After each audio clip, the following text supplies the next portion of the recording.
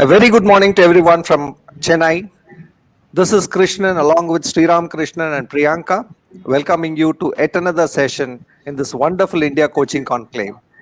This is the third day. We have seen some fantastic lectures, sessions, panel discussions, master classes, dialogues, fireside chats, all that in 2 days. And the third day promises to be no less interesting. Today, you have joined now for a panel discussion on sports coaching, the whole person approach. Before I start the session, let me express my heartfelt gratitude to our sponsors and partners who have made this entire conclave possible. For the past 45 years, I've been an ardent sports fan, mostly cricket, like people born in this place in this part of the country do. But there are a few good exceptions. One thing that has amused me is how games are won and lost in the mind much before they are lost or won in the field. This is when you see the body language, the interaction, the stress, elation, frustration, etc. happening in the field. As a coach, as I now see a human side, when I see a human side, I see a player who is a human who could perhaps walk up to me and ask, "Can you coach me?" The question is, are we as coaches prepared to learn who this person is and offer our understanding to them? To discuss this fantastic topic, our panel today comprises of two eminent sports-related people and moderated by a third eminent sports-related person. Let me quickly introduce them. Nandan Kamath is a lawyer based out of Bangalore. He just told us that he used to play junior level cricket for Karnataka and India under 19. He advises clients across a variety of industries, including sports, gaming, media, and technology. He also serves as managing the trustee of Go Sports Foundation. You can see that nice t-shirt there. A national award-winning organization that operates CSR-supported programs for talented athletes in Olympic and Paralympic sports. Very, very contextual as the Paralympics is going on right now and India is seeing the first medal. Welcome, Nandan, to this program. Thank you so much, Krishna. W.V. Raman, we used known as Urkeri Venkatraman as well, is a former Indian cricketer from Tamil Nadu. After retiring from active cricket, he enthralled the followers as a columnist, a commentator, very spontaneous commentator he is before becoming a full-time coach. He coached Kings 11 Punjab and Kolkata Knight Riders franchises in IPL, India A, India under 19 teams. What you can't forget is the way Indian girls played in Australia, reaching the finals of ICC T20 World Cup in 2020, and Raman was the coach there. He's currently commentating on India and England Test Series. I think doing the Tamil commentary there. He is also the author of a book titled The Winning Sixer. Raman, I've just started reading your dialogues with Ramesh just now. I'm in the second chapter there in that book. Welcome to this discussion, Raman. Thank you, Christian. It's a pleasure to be here. The third, my friend Shiva, who is actually, I call him Energizer because whenever I get a call from him, automatically my voice goes up and it's full of energy. Shiva is the co-founder of Biomimicry Compass, an IIT in Madras incubated company that enables innovation using nature's design strategies and engineering principles. He's a coach and a facilitator, specializing in innovation, creativity, entrepreneurship, and cross-cultural skills. He worked with the Indian national cricket team along with Greg Chappell on the connections between creativity and sports. He also worked with Delhi Daredevils IPL team. He started his career as a lawyer in Madras High Court, worked with TCS, where he was evangelizing innovation. Shiva is currently a guest faculty at IIT Madras, where he teaches courses on creativity, entrepreneurship, life skills, cross-culture, and of course, his pet heart is there in biomimicry. Over to you, Shiva, to moderate this session. We are all excited. I'm going to go into hiding and be a fantastic attendee. Thank you. Thanks, Krishna. That was brilliant opening. It really sets the stage. Of course, thank you, Raman. Thank you, Nandan. Because I tell you why I'm thanking both of you especially, because this topic, when we are discussing the conclave topics, I think there are about 43 of them. every one of us jumped onto this topic saying sports coaching, a whole person approach, because all of us have the notion that sports coaching, that the idea of a coach is a Jose Mourinho running up and down, and that's the idea, that it's all about performance. And we said, no, it's not that. It is something much more than that. Right? Everybody said, yes, that's the topic we want. And then, of course, came who could be the speakers. And then, of course, Vijay said Nandan, and every one of us said Raman, right? And therefore, the two of you are here. And that is the story of what happened before you people were invited to this stage. So there's so much of excitement. There's lots and lots of us. All of us here are coaches. We really want to hear from you that whole person approach. But it's not a good thing to go straight into questions, because we also want to know who you people are, right? We want to know the Raman. We want to know Nandan. Everyone wants to know. We just don't want to ask you questions, bombard you with questions. So maybe for about 5 minutes, Raman, we start with you. Tell us about Raman. Tell the audience the chemistry between you and the audience and all that. And yeah. Thank you, Shiva. Good morning, ladies and gentlemen. It's my privilege to be out here. Just to give you a brief about myself, quite obviously, I've spent a lot of years of my life in cricket, one way or the other, either playing or being associated with it through the media or coaching various teams. But the interesting thing was that the reason why I went into coaching is due to the fact that I found that we could have probably done better during our active career if we had some guidance. In those days, what would happen was that you would obviously go and train and play and practice and try and talk to a lot of people about the game and about what you're doing. And that is how you picked up a lot of points. That's how you looked at improving your skills. You looked at improving various other aspects of your cricket. The thing was that it was good, as obviously the seniors or the people around you are also keen to help you in a pursuit, because everybody out then played for sheer passion, and also they are very generous in indulging fellow cricketers, colleagues, and even younger boys and girls if they're keen on discussing cricket and thereby improving their skills and making rapid strides. So once I finished my career, I dabbled in various things.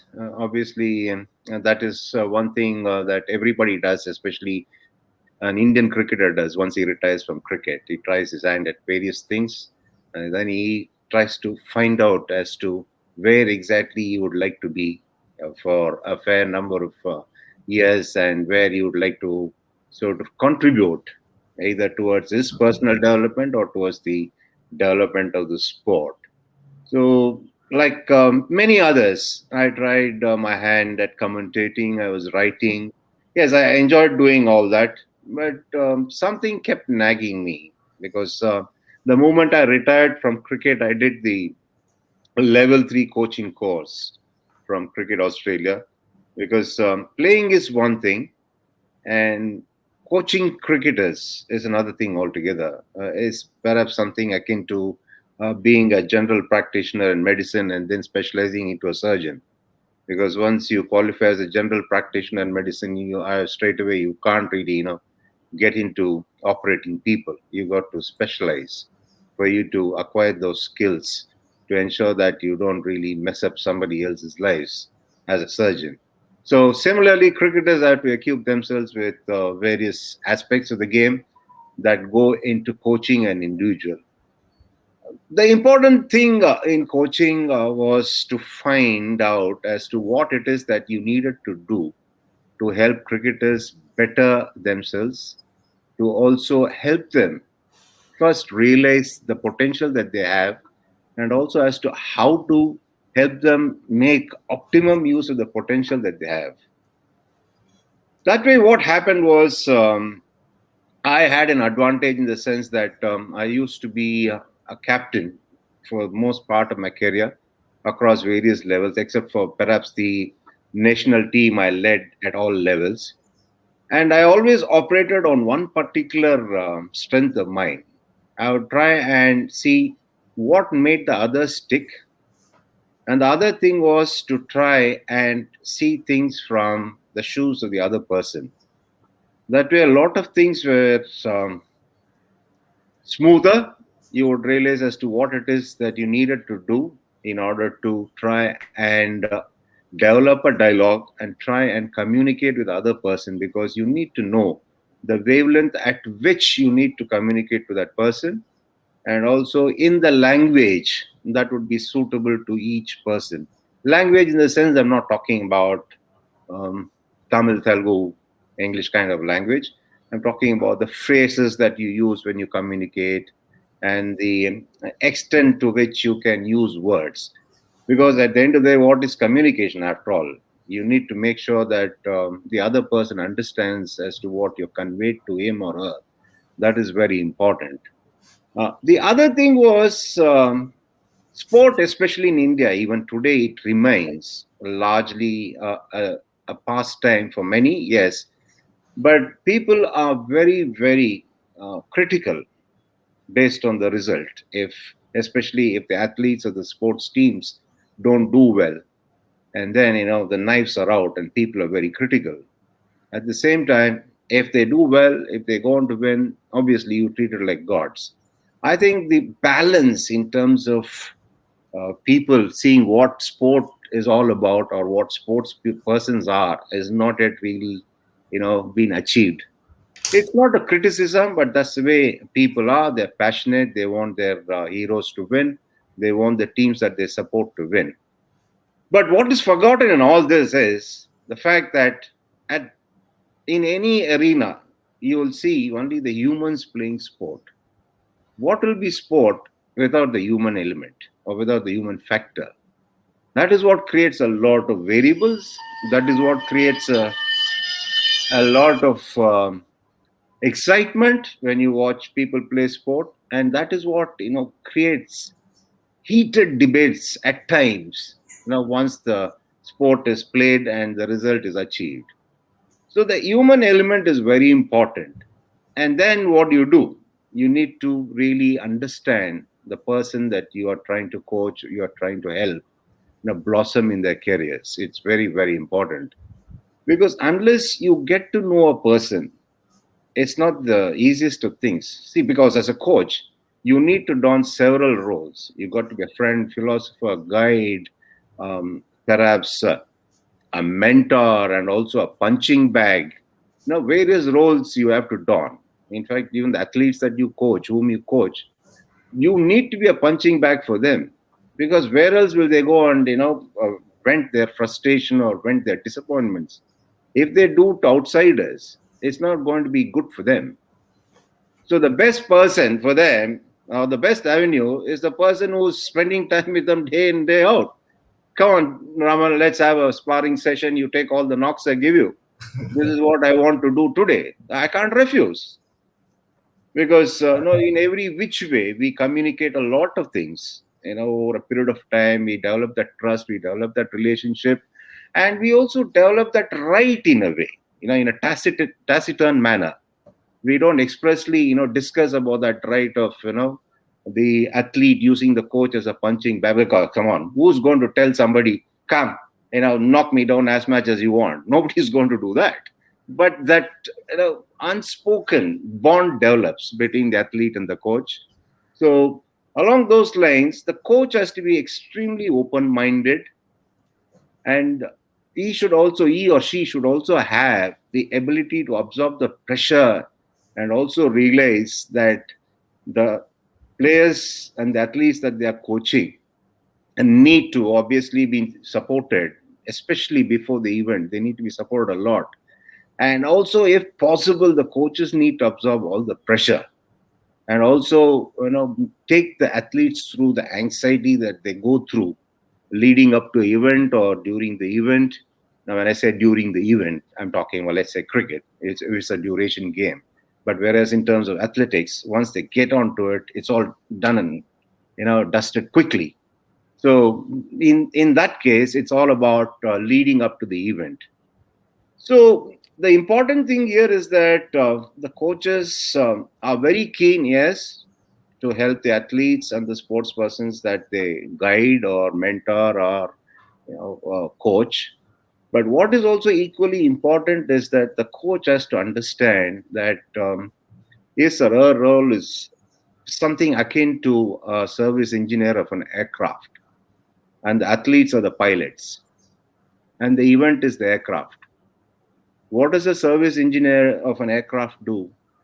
He ensures all the parts are in good condition, the aircraft is finely tuned, everything is in working order, and then hands over to the captain, the pilot.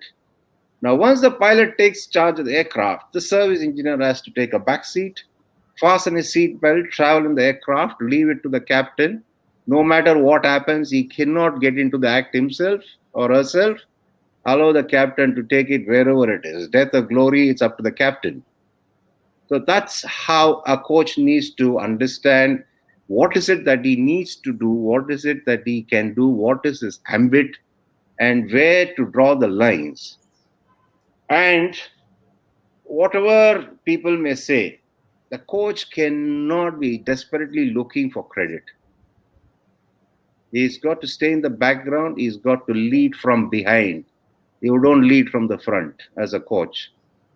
You need to lead them from behind. You need to nudge them from behind, which means that you may be invisible. People may not even know that you are the guiding force of a successful team. And if you achieve that, you have really sort of, killed it. You have achieved a lot. If you're guiding a team and if nobody knows you're the one who's been the success of that particular team, then you're a master coach. I'd doff my hat to you and I would go on to, sing praises about you wherever I go. And as a player, I would perhaps name him as the coach of the decade as well, or a century even, because it is very tempting. After all, the coach again is a human. He also needs to, sort of get something out of all the effort that he puts in.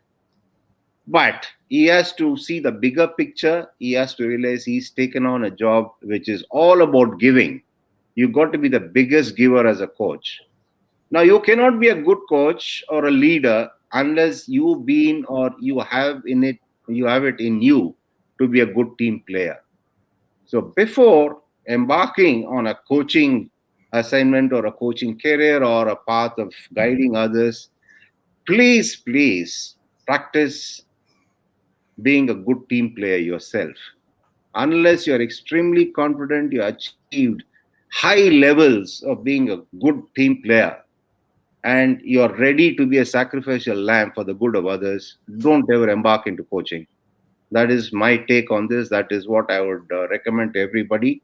And I think with a lot of other great speakers ready to speak, I think I'll wind up with this. And quite obviously, I'm keen to learn because learning never stops. And with this, Shiva, I'll sort of cease and let Nandan get into the act.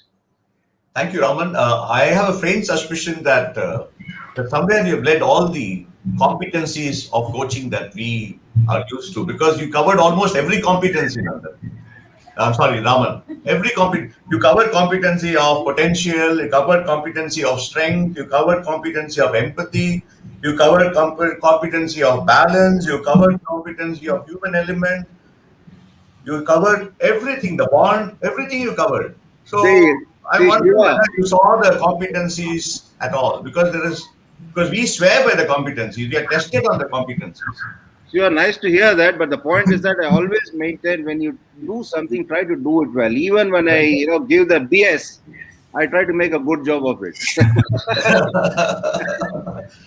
Nice one. Thank you so much. That was brilliant. I can see the comments. Okay, everyone is saying profound and seeing the bigger picture. The way you said about the giver, very, very, very good. Excellent perspective. Really nice, Raman. Thank you.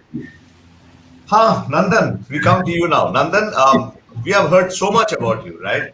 Especially for me, law and sports is a brilliant combination. So, and I have been going through your profile, your background in law, and then you're wanting to go into go sports. Tell us about the Nandan that we don't know. Sure. Thank you so much, Shiva, and thank you so much for having me today. Normally, you would have said it's a tough act to follow, Mr. Raman, but I was a middle order batsman, so having such an elegant and wonderful opening batsman only makes my job easier. I think he's seen off the new ball. But I don't come from a coaching background. I, of course, have been coached as a junior athlete. I work with lots of coaches and have also a broad awareness of the sort of the ecosystem of sport, because through our organization Go Sports, we work with over 100 athletes, and we've had the good fortune to see over 12 of our athletes qualify for the Olympics that just went by, and 21 of our athletes are actually at the Paralympics.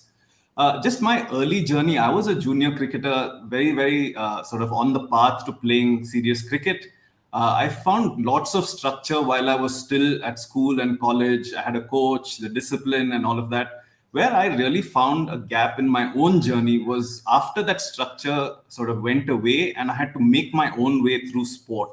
And this was sort of late 90s, and there was not that much structure in Indian sport. And I found myself sort of falling off the rails, lacking in some sense coaching and mentorship. But things didn't go off too badly for me. I went off to law school. I got admission to the National Law School, went and studied abroad. But now sport has found me back in many ways. So a lot of the lessons I learned, and for me, sport was not just about achievement. It was about becoming that whole person. So it's not just about the coach understanding the whole person approach, but also the recognition that sport is so much more than just about competition, medals, success, but the process of sport also making us who we are in many ways.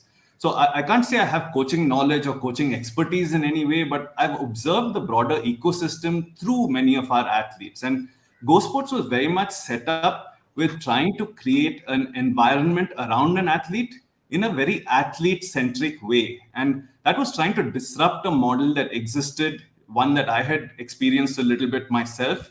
And what we started doing is providing not only financial support, but trying to build, in some sense, a career support and management program for young Olympic and Paralympic hopefuls. So it was really about putting the athlete at the center of development. So I can't call it coaching, but it's about a support program that actually brought the coach, the athlete, the parent, and the support system together in some ways to take forward the athlete's goals and athlete's needs in many ways. So that's the background I come with. And I'd just like to make a few sort of opening remarks before we get into the discussion. And for me, one of the fascinating things about sport and coaching is how intrinsic coaching is to sport. So no one ever questions the need for a coach in progression in sport.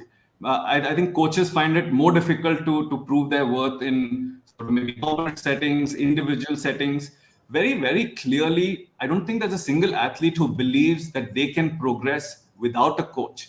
And when you use the word coach, I think natural thought is to think about sport. And it's a good question to ask why that is the case. In many ways, sport coaching is the ambassador discipline of coaching, I would say, from my experience. But really, that brings me to my second point, which is when we started Go Sports in late sort of 2010s, sort of about 2008, we found we were coming up against a system which is relatively hierarchical. So I wouldn't call it athlete-centric. In many ways, it was coach-centric, where the athlete came to the coach and the coach decided in many ways what they were going to give the athlete. So we've seen historically, in some sense, asymmetries between the coach and the person who is being coached. Very often in sport, that can come from the age of the athlete, because it's usually a teenager dealing with someone who's an adult. You also see power equations. In many cases, the coach is in a much more powerful position, determining the access the athlete gets to information, gets to resources, gets to training. But most importantly, the asymmetry historically has come in the technical superiority of the coach as well as the experience of the coach. In many cases, that coach might have been a player themselves. But over the recent years, times and things have changed so much. And when you think about the access to information about coaching, quite recently, I think the last Olympics, we had an athlete, not an Indian athlete, but an international athlete who won an Olympic medal learning, I think it was the javelin of YouTube. So the entire understanding of how to play, the person had learned through YouTube, practiced themselves, obviously got access to resources eventually. But the beginning of the journey was just simply through watching other people play. And this democratization of sports knowledge and information is quite amazing in that sense. And it's actually pushed many of the coaches to dig deeper and to really give birth to the concept of sports mentorship. And I think Mr. Raman talked and adverted to that a little bit. And there's a subtle difference between coaching and mentorship. A coach has to be a mentor, but a mentor doesn't necessarily have to be a coach. And in many ways, recognizing that our programs have significant elements of mentorship. So one of the programs under Go Sports is the Rahul Dravid Athlete Mentorship Program, where a lot of our athletes, both Olympic and Paralympic athletes, get access to mentorship. That is really a support structure which puts them at the center, asks them what their expectations, goals, and needs are, working with them in many ways to build and recognize their own goals. Now, that actually changes the model a little bit, where the role is a little bit more collaborative rather than a giver and a recipient model. Now, to my mind, mentorship really focuses on garnering resources and people and enabling athletes to remove the obstacles that are in their paths of the goals they have set or have been collaboratively worked on. To me, this enables what is called the athlete-centric, coach-driven, and science-supported system, which is the one that really you want to evolve.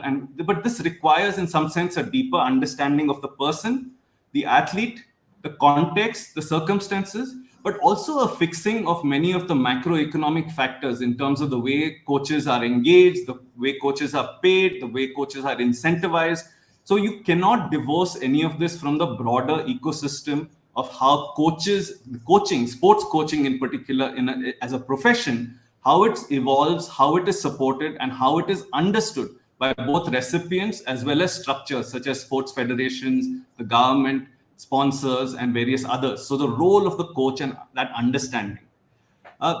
Just before I conclude, a couple more points, and one I'd like to make quite strongly is that in sports management and in theory, you see a push much more towards concepts of the psychological safety of athletes. Now, this is moving away from the trend, and Mr. Raman again adverted to it, that the great results in some ways justify the means of performance sport. Many arguments would state that we are in a hyper-competitive environment where results are everything, doesn't matter how you get there. And broader sports theory is actually looking at that very, very actively and asking, are there costs that are too much to pay in the name of performance? But this means that coaching methodologies, which have often used harshness, the harnessing of personal insecurities, and methods which may not necessarily be things that we are comfortable with today, having to be reviewed. The movement on athlete mental health, we've seen that all over. We've seen Naomi Osaka, we've seen Simone Biles at the Olympics. That is another case in point. So it's actually a room and time for sports coaching also to pause and understand what are the expectations and demands we are making of athletes, and understanding their families, their parents, their financial and social context. All of these are actually key contributors to the notion of safety. Safety is not just about playing safe sport, that your equipment doesn't break or someone doesn't beat you up, but the sort of the emotional space, the mental space that you operate in, that you compete in, and that you play in becomes absolutely critical. And that requires not just coach, but just sort of the support environment to take steps forward into the athletes' worlds, to understand them, to understand their motivations, understand their state of play, and to be supportive in ways that may not necessarily have been expected or demanded of coaches in the past. In conclusion, I'd just like to say that sport is not just competitive sport, and it is just not one monolith, and rarely is it static. No two athletes are the same, even if they're competing in the same event or the same discipline. In many ways, people come from for different things to sport, and good coaches will recognize it. They'll make the effort to understand what are the intrinsic motivators for a particular athlete, what are the extrinsic motivators, and really tailor make strategies and approaches. This isn't always easy, but the pathway of sports, and there's a very clear pathway of how people come to sport. Very often they're initiated into sports by parents. Parents put young kids into sport and coaching. Very often that sport is chosen by the parent. And the sort of the thrust now becomes of the coach, of an understanding of why that parent has brought the kid to sport, what the kid wants out of sport in many ways, and to make it really the entry and the sampling of sport, make it fun while the fundamentals are being learned, but also to progress the athlete as they go along and enable the athlete to learn to train, to train to train, to train to compete, and then really train to win. And this is not an easy thing for one single coach to understand. And it is certainly not something that one coach can cover the entire journey of. But in many ways, that is the expectation we have of coaches, that is to stay with the athlete from beginning to end. The person who teaches you how to play the sport is expected to take you to the Olympics. And there are some broken parts of the system there. And we see those breakages coming through the system where in many ways athletes who are limited by their coaches, because coaches feel that need to keep the athlete with them, not let them move on, not let them move to a coach who plays a different role, or perhaps a more important role at their stage. What we also find is sort of overlaying of certain coaches' expectations and coaches' demands and needs on the athlete. And in some sense, over initiation of competitiveness at very early stages. So in some sense, prematurely bringing competitiveness in and not allowing the athlete to fully just appreciate the joy of sport. In many ways, sort of moving the person down the train to compete, train to win, while they're still trying to just learn how to train, learn how to enjoy their sport. And in many ways, we've seen athletes take the joy out of sport. And I think there's steps to be taken, a few steps back before you take a few steps forward, to really understand what the role of sport is in our society. Some people will go out and win medals, but everyone else needs to be encouraged. And the openness to learning, the openness to seeing different people's contexts and why they might come to sport is an absolutely critical element of the future of coaching in sport. And at a broader level, the sort of future of coaching in society, as seeing sport as a tool for sort of human upliftment, human development, and sort of wholesome growth of the person, of the identity, of the body, and of our general perceptions of ourselves and our confidence about ourselves. And just in conclusion, I would say just the global nature of competition and just sort of the external measurable success metrics. In many ways, many of you coaches in other contexts will struggle to determine what is my end goal. Do I want to be CEO? Do I want my company to make X amount of revenue? Here, there is a universal, recognized, measurable metric for sport. It could be the Olympics, it could be the Cricket World Cup. That makes sports coaching interesting, but also challenging, because someone else is in many ways defining your goals for you. You are buying into the sort of the broader goals. But at the same time, I think all coaching must learn from sports coaching, and sports coaching must learn from other coaching as well. Sort of staying aware, knowing your athlete, seeing yourself as a facilitator rather than a teacher.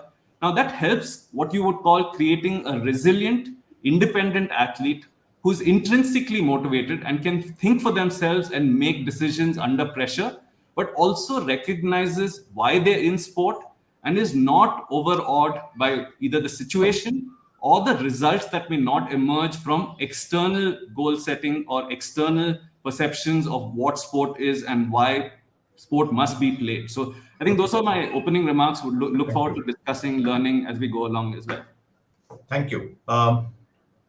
Thank you, Nandan. I also have I have a faint suspicion about the competencies and you, Nandan, because you said all those words, right? Psychological safety. You said everything that's there that is there in the competencies, and extremely, I for the last 15 minutes I was just listening to every word that you were saying, and there's so much about the whole person in what you said, right?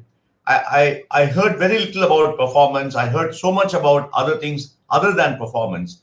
I started to If I had heard you for the first time, I would have looked at the sports person as a human being.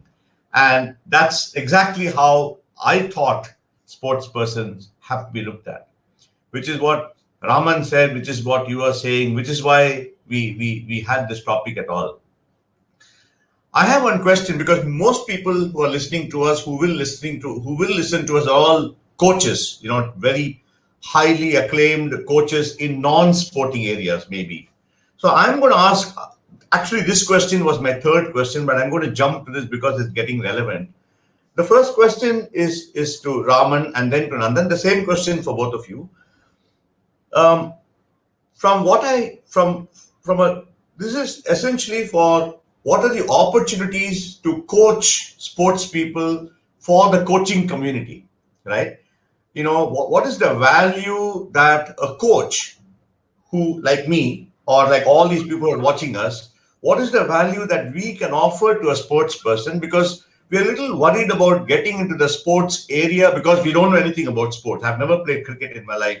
So I asked myself, how can I be a coach for a cricketer or a footballer? But then I also want to take away from both of you the opportunities that all these people who are watching us have, right? Because all of us are entrepreneurs in our heart. We want to do well. We want to get into other areas of coaching. We want to look at sports as a good customer segment, right? But before we enter the customer segment of coaching, we also want to know what is the value that we can offer to the customer. And when we look at the sports person as a customer, what is the value? So the question is around what is the, and I also look at a sports person as several people, right? A person who comes before he starts to play, a person who is during the playing days, right? He's succeeding, he's losing, and a person who is finished his playing days. So these are the 3 or 4 stages of people I'm looking at. Now, from Raman's point of view and from Nandan's point of view, what is the opportunities, what is the value that we can offer to a sports person, Raman? Shiva, I think both business and sports can learn a lot of things from each other. Both the fields can learn. There's a lot of value that one can give to the other. But the important thing here is the need and the motive. The athlete must feel the need for engaging a coach outside of the sports domain for his benefit and for his improvement. Now, again, the motive, if it is to show to the world that this is what he or she is doing in order to become better, then that is not going to happen. That's not going to work. If the motive is to genuinely learn certain aspects of life or psychology or mental aspects that may help in sport, if that is the genuine motive, then there is enough room for you lot to come and encourage or make the sports person wise in other aspects of life, which will somewhere trigger them to perform better in their sport. It's as simple as that. Similarly, sports coaches can also contribute in other walks of life, because the biggest advantage that the sports coaches, especially if they're former players themselves, be it in any sport, any game, whatever, if they have indulged themselves or engaged themselves in that activity before becoming coaches, the biggest advantage they enjoy is that they've been through that practically, which means they know what it takes emotionally, what it takes physically, what it takes mentally, and there's strong proof that certain incident happened. This is how it happened. This is what was the response of the athletes involved in that situation. Let's say bowled by Anderson to Kohli. It has happened. The whole world is seeing. You can see it again and again if you want. Now, nobody can dispute that. Now you can see how Kohli responded in one particular test match. The same Kohli would have responded differently in another test match. It's all there, available. Nobody can dispute that. So you will know from there to see, if you can see what needs to be seen. You can take out a lot of things from there as to how the response should be in a crunch situation. How is it that you pit battles against your rivals and come out on top? This can be helpful for the business leaders. It can be helpful in other walks of life, people who are in a position where they have to take decisions. But there again, my take, which is primarily the one line that you can probably describe my book as, that what I've tried to convey there is that there's a leader in each one of us, or even a coach in each one of us. We need to unleash it. It's just that we don't think about it, we don't do it. We think leadership qualities are required only for somebody with a grand post title. Our coaching can be only done by people who have either played that sport or who have qualified themselves to become coaches. No. Anything that helps you in life, be it in sport or general walk of life, or even if you can read better, read quicker, any method that is of help, you need to try and adapt that. And the essence of all this is about your basic attitude. Are you a willing learner? Are you a keen learner? Are you learning for you to become better because you feel there's a need for you to become better? If I do things to please the big wigs of BCCI, I won't, learn anything. I won't become better at all. Or if I do something to please my son or daughter, where I'm not interested in it, no, I'm not going to be, take off the blocks. There's going to be a waste of time. And in fact, it could be detrimental. It could be counterproductive. At the end of the day, you always have to look at the mirror and see what it is that you want to do. Very good. And don't dismiss anything without giving it a try. I can engage you and I can have a session with you. Then I'll see whether I need it, whether I'm benefiting from it or not. As against saying, oh, Shiva, business coach, what am I going to learn from him? If I take that attitude, I'm in the worst profession. I'm in the wrong profession, rather. I don't fit in the coaching profession. If I have that attitude of saying, oh, what can he teach me? No. That is where I'm digging my own grave. Wow. So actually, in this audience, there are a lot of different types of coaches. Raman, there are life coaches, there are career coaches, there are coaches who are especially for a particular aspect of life. There are entrepreneur coaches, a lot of them. And when I heard you say something very, very powerful, which is a sports coach can also be other types of coach. So I am looking at the word collaboration here. Yeah, of course. Do you think that an ICF coach and a sports person can collaborate and coach people? Is that a good idea? Yeah, again, it is up to the people involved, the other party. Okay. We both can promise the moon to an athlete. Because we are confident, we perhaps feel, there's always room for people to improve. We can say that. Now, let's say, for example, if we both want to collaborate, we are trying to talk to a 20-year-old athlete. The 20-year-old athlete is not as experienced as us. Correct. So he may not understand where are we coming from and where are we going to lead him, because his experience is limited. So in that, to sort of convince him or to make him understand that there is room for both of us to help him out, we need to be patient. We need to sort of go down to his level of experience and explain to him, because his exposure is definitely less compared to us. Because in this regard, we have an advantage of, let's say, 30 odd years of advantage of being in this planet longer than him. So we know, we've seen many things, we have come across many situations. So that way we are at advantage. But he needs to be convinced, he needs to be explained in a manner which he can understand in relation to his level of experience. Okay. Thank you. Wow. Good. So I'm looking forward to how coaches and sports people can collaborate.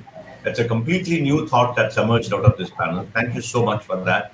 Nandan, over to you. You've heard us, so you know the question. The question is about coaching and all that. Yeah, so just before I start, I'd like to say just a sort of change in perspective. Coaches don't make athletes, and athletes don't make coaches. In fact, they make each other as they go along. So I think that's an important sort of insight to take forward in terms of approach and thought process. And I think Mr. Raman's actually talked about that very actively. We have, as an organization, in some sense, Mr. Raman's, which is our organizational objective, is to be able to translate for young people what values experts can bring to their lives, because they might not yet be aware of the importance of experience, the importance of pattern matching. In many ways, it's seen as coaching to progress and coaching as technical information. But what we have done over the last 8 or 10 years is we have brought in coaches who are more sort of life coaches and other coaches for the whole person approach, is to sort of sit athlete side and say, don't forget about your sport, of what's your next tournament, which medal do you want to win, what do you want out of your life, and how do we find a synergy between what sport can do for you and what you want. Because in many ways, we find many of our athletes are so focused on just sporting achievement, they are actually ignoring their selves and their identities. So in many ways, this non-sport coach has been very, very critical, and we've had quite a few work with us. And it actually took a while for our young athletes to appreciate and understand it, perhaps for reasons Mr. Raman adverted to. But that has changed significantly, because they recognize that, I mean, it's human first and athlete second.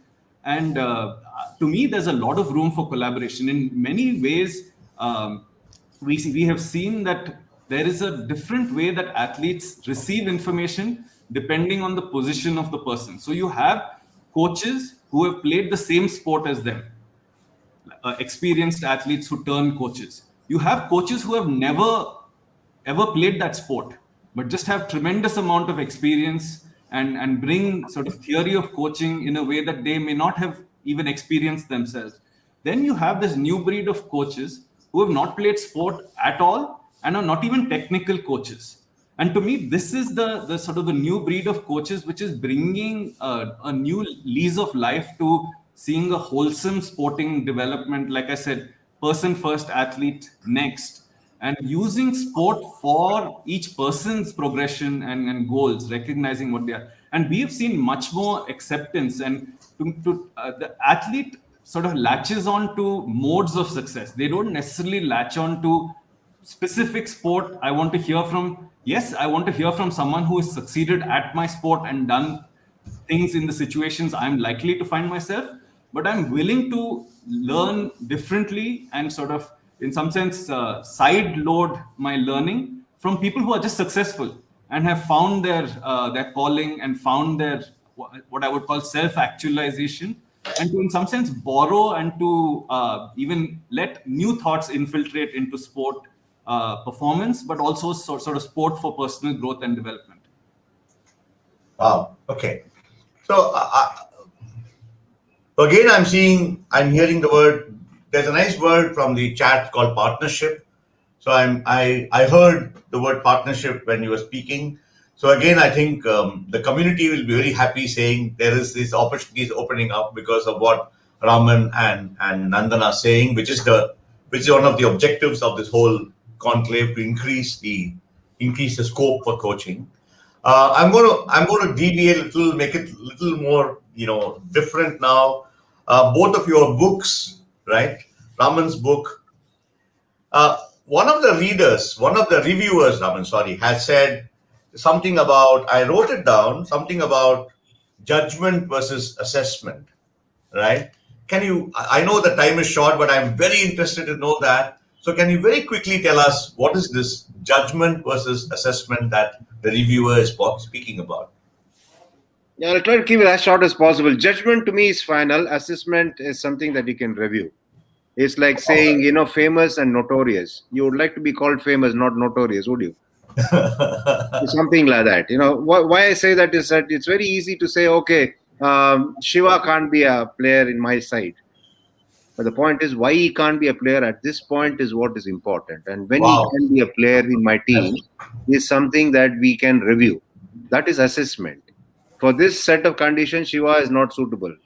The next match, for the set of conditions that are going to prevail there, Shiva is my main player.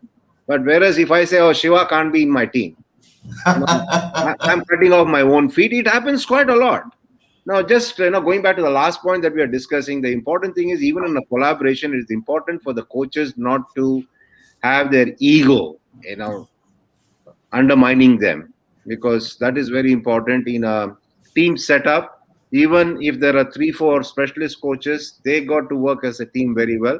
And ego is something that every coach has to really put in a safe deposit locker in his tent and come for his job. Wow, that's lovely. Because I tell you, in the would we say, when you said Shiva cannot be the coach for this, cannot be the player, would you say a four-letter word called bias description? No, that is being a little sort of extreme. You can't be, Okay. extreme in your viewpoint or in what you're trying to put in a particular set of conditions. What is it that you're looking for? Shiva may not be suitable in this setup. Like, for example, Ashwin now Okay. is perhaps not the best option because of the conditions, not for anything else. Jadeja maybe, is what I'm Okay. looking at. So that is the kind of thing distinction I'm trying to Very make good. here. Nice. Wow. And how do you make the player understand that? Because he's going to be upset. No, he'll be upset, but as long as you've been consistent, honest, you've not been whimsical. See, players don't go by what you talk. They go by what you see. In as much as you would do with people who you are not really close with, you would only see as to what it is that they are doing. You will not really go by what they say. Oh, okay, okay, okay. We can Got it. say a lot of things, but action always don't match words. Yeah. Action speaks louder is what is the adage. So the players know if you have been consistent in the way you've been operating Brilliant. in a team, they will definitely take it from you. Wow, this is brilliant learning for me, because for fans, for people who are looking at television, we're saying what's going to happen to him. He's going to be depressed and all that. But apparently not. I mean, it depends on how powerful, how non-whimsical the coach is. I've done just to quickly tell you why this will be taken. I've sat down a player in a state team when he's at 300s. But I told him the next year you're going to be the number 3, and that's going to be a settled spot for you. He accepted that. He said, I can understand, because he had to be a floater for various reasons. But next year he played at number 3 regularly, and he was highest run getter. Wow. Oh, nice. Okay. Now then, for your book, I read the reviewer. One of the reviewers saying that he's saying learn how to lose is as important as learn how to win. I don't know whether you mentioned this in your book, but I like to read the reviews. And is this what you mentioned in your book, or is this what he pointed out? But tell us about this learning how to lose as important as learning how to win. First of all, I do encourage you, please read the book, not just the reviews. I'm sure I am going to. will agree. I'm sorry, I didn't have time, Nandan. I mean, broadly, the book is about how our approach to sport and just sort of the movement of Olympic and Paralympic sport as much as cricket, how much mindset has changed. And a lot of people ask us to assess what's changed in the last 10 years. And it's not just about results, but it's about how an athlete holds themselves, how an athlete looks you in the eye, how an athlete talks about themselves. So language, if I don't know, NLP and other things, but the language used, the confidence with which they sort of aspire. And I think you saw that at the Olympics as well. So it's called India's Sporting Transformation. And it's not just a performance transformation, it's a psychological and perception transformation of how we see ourselves and what that means for India at a broader level. But I'd just like to talk about what Mr. Raman talked about, because it absolutely sort of matches our experiences as well. In particular, when that assessment, not just judgment, but when the assessment is made is critical, the use of silence and the power of silence, in particular when a result has not been good. So learning how to lose, and the coach learning how to lose as much as the athlete. Brilliant. Because what you say and do at the moment when the athlete is down, I don't think there's anyone needs to say this is what you did wrong. Most athletes use coaches as sort of mirrors and reflections, but they're quite adept at recognizing and reflecting on what the coach is showing them in many ways. And the power of silence is critical. And to the coaches I've spoken to, many of them repeatedly state exactly what Mr. Raman talked about. When do you do the assessment? Very often athletes are most open to assessment when they've done well. So the mind is open, I don't know what else, sort of there's an openness to being whole, that whole person assessment when you've just had a success. And I think we do that far too little. We just allow success to mean you've been successful, all your processes have been good, and the process is the automatic result. There's very little deconstruction of success. And I think that's a great example of all our Olympians who've just won medals. I don't think I would be surprised if anyone sat with them and said, okay, what went well? How can this be replicated? How are we going to make sure that even the things that didn't go well, which didn't actually affect your result, the next time around will not happen? So totally match what Mr. Raman talked about, and that example is perfect. So you're making someone change track, right? You're going, I'm guessing, from opener to number 3, but you're doing that and having that discussion when that person has done well, because what that is, the coach is actually giving you an extra tick mark saying you've done well in this, and I believe you have even more capabilities to take on a different challenge, versus someone who's failed and said, now you're not good enough here, I'll put you at number 3. So just deconstructing success, I think, is absolutely critical. And sport teaches us that, and great sports systems do that as much as deconstructing failure. Wow. Okay, so I see the time is almost 11 o'clock. Before I hand it over to the host, one very completely different question for both of you. For Raman, what is your hobby other than cricket? Crosswords, golf. Crosswords, okay. And what is your favorite movie? My favorite film, yes, good, bad, ugly. I can watch it any number of times. Lee Van Cleef. Also goes to show my age. I'm tipping my hand. That's why I said Lee Van Cleef. Remember that scene where he shaves with the knife? The best line is that the line I like is that when you come to shoot, don't talk. How true that is, in everything in life. When you go out, set out to do something, go do it. Don't get distracted. Where did you see this movie? I'm interested. Which theater in Madras? Anand Theater? Not necessarily a theater, because I picked up on this movie much later in life. I was not a great fan of Western movies. I just, sort of happened to see a few clips of it. And then I decided to see the whole movie. I have not regretted my decision there, at least. Okay. Nice.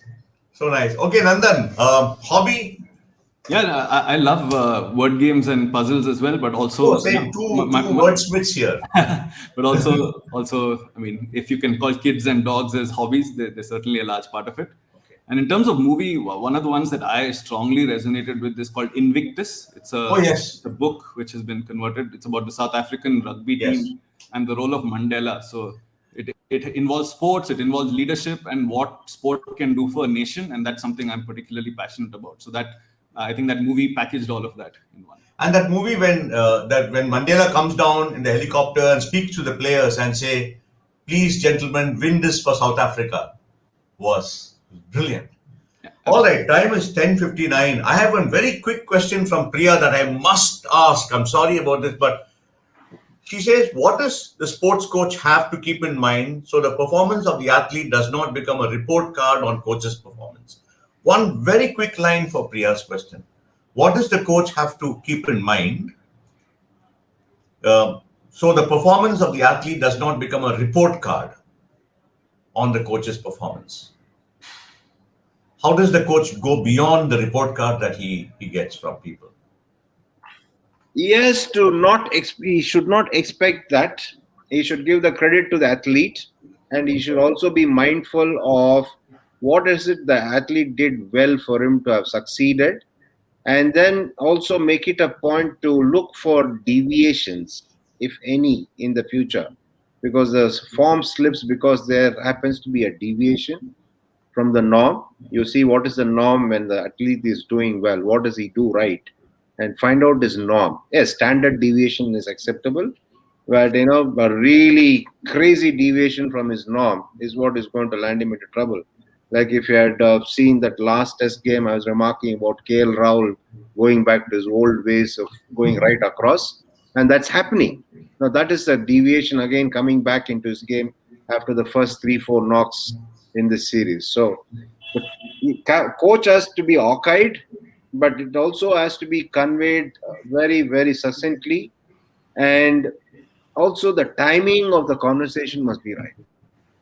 Very good. Thank you. And Nandan, very Yeah, I quick couldn't say word that. on what Couldn't really say that better, but I would just say, and sport is moving to this, but it's about sort of process excellence rather than outcome excellence. So long as you've done what you have to do, that is what you judge a coach on, not the results. The results are so often outside your hands, and certainly outside the coach's hands, very often in the athlete's hands. But even that, there are so many variables. You can come across someone who's much better than you on the day. So I think process, ticking the process boxes, report cards, if there must be, being process report cards rather than very results. nice. Wow. Well, I think we made a big mistake in the conclave when we organized it. We said 1 hour. We shouldn't have said 1 hour. We should have said as many hours as possible. All right, and that's the mistake. So when we go back and review what we did, we'll probably find that this is the biggest mistake that we made. But I have taken away one big thing for the conclave, for ICF's existence, and for the way I would like to take the leadership in ICF, is that I think there's a huge amount of collaboration between sports people and professional coaches who are certified coaches to take forward coaching into a completely new customer segment. And I think it's a brilliant value that we've got from this session. Thank you so much for being so human, right? When we hear of celebrities, we think, oh, they're not approachable. But Raman, I learned the first thing you said to me today, right? You said, Shiva, come on, a sense of humor is so important. Being sensitive gets you into trouble. You gave me a big coaching lesson already. So and Nandan, the seriousness that you bring into this whole thing, right? The approach that you're taking at Go Sports, it's amazing how much all of us have learned from both of you, right? But like I said, time passes on, and Krishnan, I can see him waiting there. So Krishnan, all yours. Thank you so much. Thank you. One feeling which I cannot escape is that we've had close to 70 sessions so far, 70 plus sessions actually. And what we are looking at is actually the set of coaching competencies which are in the middle. And then from the eyes of a businessman, from the eyes of a performing artist, an actor, author, and a sportsman. Now, when we see this different, viewpoints of the same set of competencies that a coach has to go through to become a good one, is just amazing. It kind of completes our education. And in that process, W.V. Raman and then Kamar, you have been coaches for us. Thank you so much for being there with us today for the past 1 hour. I thank all the audience who have been asking questions. I know not many were answered, but I think that many of you answered yourself or each other. I also thank the sponsors and partners once again. I thank Shiva for moderating the session very well, and Sriram and Priyanka, as always, the backbone of the session. Thank you so much.